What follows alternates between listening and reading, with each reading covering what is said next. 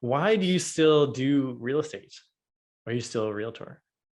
Yeah, what I would say about real estate is I don't hustle it.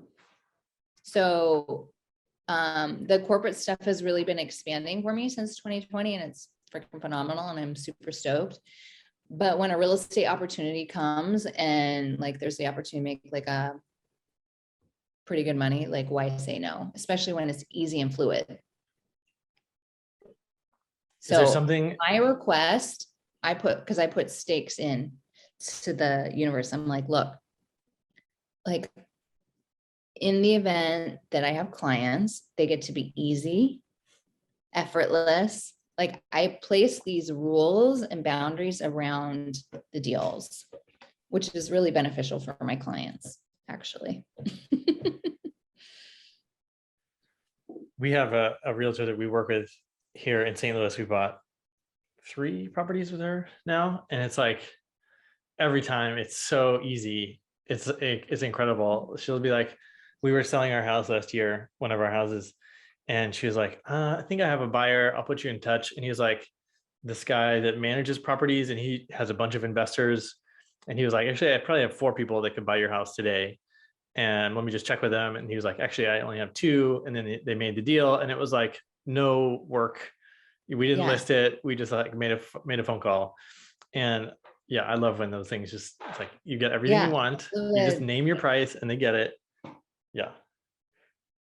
Yeah, that's the beauty. Yeah, because some of these, I have some people that have been referred to me through other people, and it just is like so frustrating because there's not much inventory now. So what I'm doing is I'm like, okay, it gets to be easy. Like if they want to work with me, it gets to be easy, or I have other people refer like that are my client, like my team, let's say, to do it. Because I don't mind. I would rather just, if I'm getting the opportunities of real estate and I don't have the energy for it, because I would tell you real estate is draining. It's draining. The energy stuff is not. So I'm like, hey, do you want to take on this client? And let me know. Cause like, I love the people. I always love the people. And I know that any experience is there for me to learn from. Oh, this is something interesting. What time? How are we going to do it on time? We're good. We're good. We're good. This is okay. This is really powerful, people. Anything that comes up in your life is showing up for you. Anything that shows up in your life. So if I'm like sitting here and I'm like, real estate can be really draining for me, then of course it's going to be draining. I just owned that and said that out into the universe. If someone shows up and, because right now what's happening is the rates are increasing. So they go from, oh, I can afford this home to all of a sudden I can only afford this home, like way less because the rates are increasing. And I'm like, okay, this is showing up for me right now to clear. One way that I operate that is, there's actually a book about it, but I didn't know. Someone told me there's a book about it, is Zero Limits. I don't know. I'm putting it out there if you want to read it. Okay. That's all about the Ho'oponopono. But this guy had, he worked at a mental institute or a hospital or something, and people did not last. The employees would not last there. They would leave. They hated it. Then one time this guy, and it was in Hawaii, he just started doing the Ho'oponopono and whatnot, healing on, he started opening, like he was the guy that ran it. I almost dropped my tack-in rods. So he'd go through these files of all the people that are at the mental institute, and he'd start healing them on himself.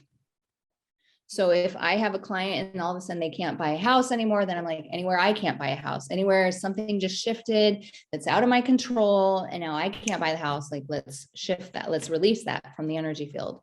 So this guy in the mental institute, he starts going through, okay, anywhere I've been abused as a child, and he starts doing the healing, his style of healing, because we all heal differently.